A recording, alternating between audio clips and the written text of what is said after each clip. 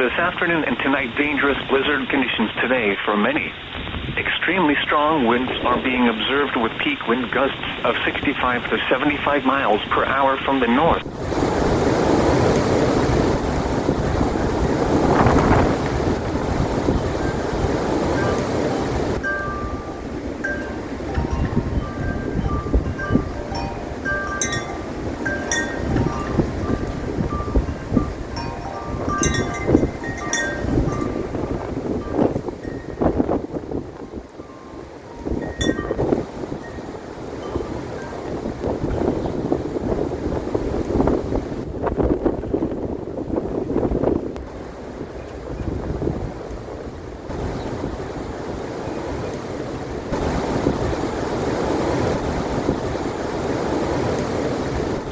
Travel will be difficult to impossible due to near zero visibilities and blowing snow. Along with the blizzard conditions, the strong winds are damaging trees and power lines with numerous power outages ongoing.